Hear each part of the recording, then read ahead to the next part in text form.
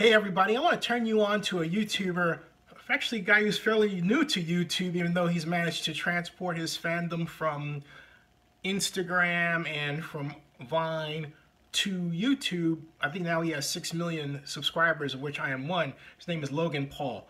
But I first became aware of Logan Paul when I was reviewing what happened at VidCon this year and saw this video where he had this pretty, I think, ingenious idea. And this is what happened. First of all, and I'm going to intercut my comments with some photographs from his video, which is really long. Well, not really long. I mean, look, really long videos today are now live streaming. Like, they could go on for, what, an hour or 2 hours, right? Like some of mine do.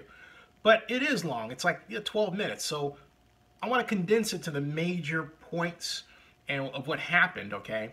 And then talk about the lesson learned from what Logan Paul did. I believe this was I've got Comic-Con in my mind, sorry. I believe this was on a VidCon day 1, right? Anyway, but as you can see, Logan is a really popular guy. He hits particularly the teenage girl market. I mean, he's got teenage girls bringing gifts to him at VidCon. They stop him, give him gifts. There was one scene where a girl had something written on her shoes, like these cute tennis shoes, and they give him, hugs, and they really like him. I mean, he, for reasons that weren't clear in the video, has attracted them, and because no one bothered to interview him, like, why do you like Logan Paul? And they probably say he's cool. Whatever that means, is offering even more conversation, right? But I digress, or even more question to them. But I digress. My point is, they like him, but in terms of total VidCon, it wasn't like a ton. It was a lot. It wasn't a ton. I mean, it was definitely more than when mobbed me, right, at VidCon. But I may have other areas of niche where I'm a niche player. But we all have niches. He has his niche. His niche is the, well, what appears to be 15 to 20-year-old, primarily teenage girl group that consumes video online. And that is a humongously sized group that dictates buying habits to a large degree for the rest of the country, if not the world. So, he's sitting pretty, okay? Anyway, he and his compadres can craft this plan. And basically, it starts with Logan Paul announcing via Instagram, one of those little strip videos things, hey, I'm going to dump $3,000 somewhere at Anaheim Convention Center in front, before you go in, right? And you have to find it. It's like a scavenger hunt. But the scavenger hunt is also an ingenious way to draw attention to Logan Paul. That's what it's all about, right? Anyway, he goes out, he has one video where he's doing this, and then he has another follow-up video via Instagram where he's giving more clues as to where the $3,000 is. Now, $3,000 is no small chunk of change for anybody. I mean, I don't care if you are pulling in $300,000 a year, if someone gives you $3,000, you're going to be really grateful. So this is a big deal. And it's in a way good that more people didn't know about it, because if more people knew about it, man, Anaheim Convention Center would be slammed more than it was for VidCon already, let alone the city of Anaheim. So he does this thing, and as he's doing it, he's got a guy that comes in with a drone camera so he can film, what's going on from on high and all of that. And so then they go out and they launch, the scavenger hunt begins, and people are going, as you can see, into the bushes and all that, looking around. And finally, there's a winner. And in shining the spotlight, if you will, putting the camera on this winner, Logan Paul comes out and he draws a crowd of people, and they're giving him hugs and they love him and all this. But there's also the dynamic of it being VidCon and people holding their smartphones and camcorders up. Everyone wants to be seen by someone else's camera. This is a fairly new phenomenon in the history of vlogging, from my experience. 5 years ago, you didn't have people jumping into your videos going, hey, hey, hey. Now, if I put up a video, and I noticed this, for example, 2 years ago, during the NBA Finals, if I put up a video or and do a selfie video where I'm talking to the camera, right? Someone will come in and they'll say something.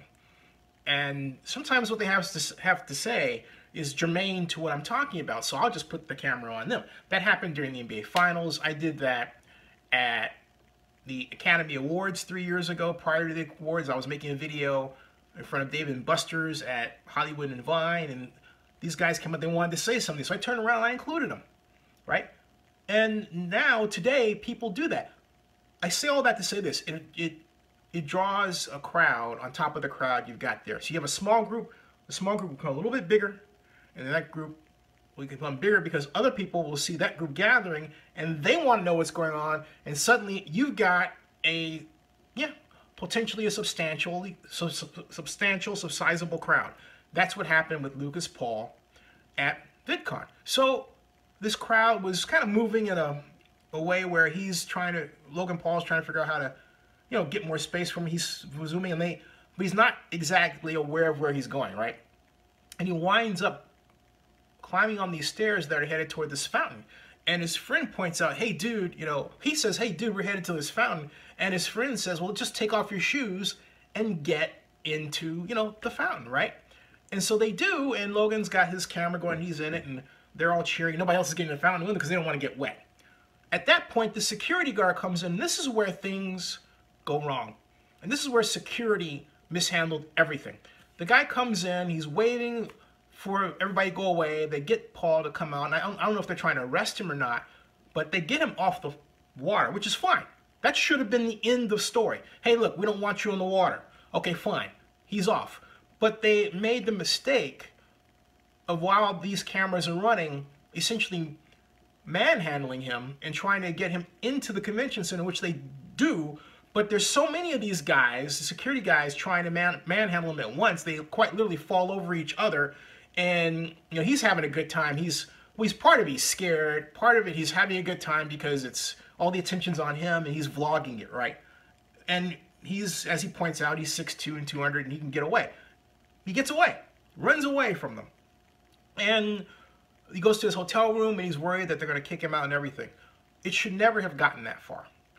The bottom line is that VidCon is about being seen. It was about vloggers using their camera eyes, if you will, to experience VloggerCon. I have VloggerCon. I go back to VloggerCon in 2007. I started vlogging in 2006. Forgive me, all right? That's another story. But what he did was he put his camera out there. Or VidCon is about putting your camera out there, and it's vlogging about what's happening. So you're in the ultimate place where everybody is vlogging. But they're going to vlog about what security does too, just by the virtue of the fact that you have all these people around with camcorders going. And security, not mindful of that, not saying, we need to keep this under control so it doesn't create this unnecessary scene, acted as uncontrollably as they thought the crowd was. They made things uncontrollable. They had no business doing that, and they really should apologize to the framers of VidCon, to the Green brothers, the owners of VidCon, and also to Josh Paul and the others. Now, having said all that, I'll say this. What's the lesson for those in media today and in public relations? The lesson is this. To script and create your moment and use the best incentive that you can, and that's money, okay? Josh used money to draw a crowd. And then from that point, he used the celebrity he had plus crowd dynamics associated with vlogging. That is, hey, I vlog, I draw someone to make their comment, and that someone else wants to be seen, which draws somebody else who may want to be seen, and so on, and so on, and so on. He used all that put together to create this scene. This is a valuable lesson in politics. It's a valuable lesson in product marketing. It's a valuable lesson in content creation and content marketing as well. Content development and content marketing as well as, of course, social media. Because all of that fits together. You would say, how does it fit together, Zenny? Well, it's like this. First of all, you have to come up with a strategy of what you're going to do when. In other words, you have the $3,000. How are you going to get it to where it needs to go? When then are you going to, and here's where the content development comes in. How are you going to tell people that the 3,000 is out there? And that's where the videos come in. And then you got to distribute that video. And then, of course, you should have a plan for all of this laid out ahead of time on paper. A, B, C, D, E. And I would write out little notes, expectations of what you think will happen, and also the wild things that may happen, like person sees you dropping bag on ground at Anaheim Convention Center, cops called, what to do, that sort of thing. Those are things that you really have to model out, because when you're talking about putting an object on a public property with cameras in today's environment, which is fearful of, you got to be careful. You have to take that into account. A, they didn't do it. Josh didn't do that. And then B, you have to take into account what happens when you tell people you've got a lot of money in a place, all right? Ideally, you should tell the convention center operators.